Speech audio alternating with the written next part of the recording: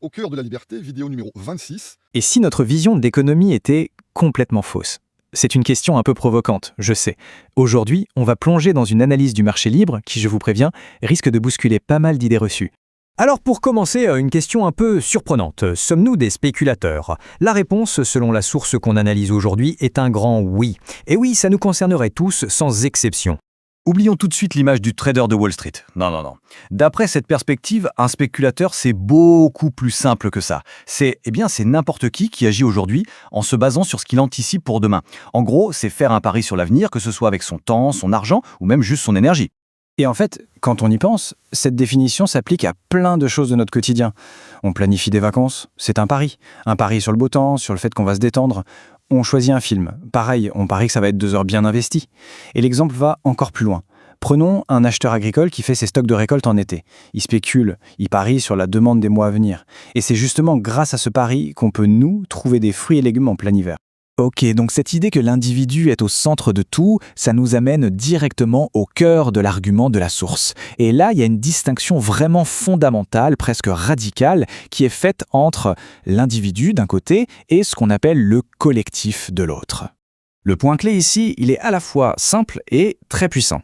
Pour la source, la société, ce n'est pas une sorte d'entité vivante qui pense ou qui agit par elle-même. Non, c'est juste le résultat de millions d'interactions entre des individus. Point. Des concepts comme la nation ou la république, ils n'ont pas de volonté propre. Seuls les gens qui les composent en ont une. Et là, la source pousse le bouchon encore plus loin. Des expressions qu'on entend tout le temps comme les valeurs de la république, elles sont carrément qualifiées d'enfumage cérébral. C'est une affirmation choc, c'est sûr, mais ça sert à marteler une idée bien précise. La seule chose qui soit réelle, tangible, ce sont les actions et les désirs des individus. Bon, mais alors, question légitime, si tout part de l'individu, comment est-ce qu'on évite le chaos total? Comment tous ces choix s'organisent? La réponse de la source tient en une métaphore assez forte. Le marché serait en fait la forme la plus pure de la démocratie. L'idée est clairement faite pour provoquer un peu. Chaque euro qu'on dépense serait comme un bulletin de vote. Chaque achat deviendrait une expression directe, sans aucun filtre de nos préférences. Alors, concrètement, comment ça fonctionne? C'est simple. Quand on choisit un produit X plutôt qu'un produit Y, on envoie un signal très clair au marché. Voilà ce qui a de la valeur pour moi. Le marché, lui, il collecte tous ces millions de signaux et il s'adapte en conséquence. Mais le point crucial d'après la source, c'est que ce vote est libre. Mon choix pour X n'empêche absolument personne d'autre de choisir Y.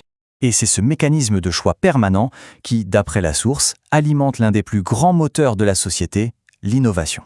Ce tableau, il résume parfaitement la pensée. D'un côté, le marché libre est vu comme un immense laboratoire où des tas de solutions différentes sont testées en même temps, en permanence.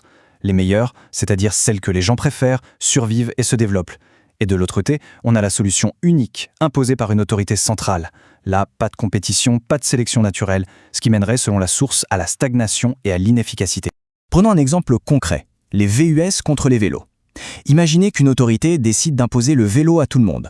En faisant ça, elle ignorait complètement les préférences de ceux qui ont besoin ou simplement envie d'un VUS. Pour la source, ça, ce n'est pas du progrès social. C'est une forme de tyrannie, une tyrannie sur les choix individuels. Et pour enfoncer le clou, la source sort un argument historique assez frappant.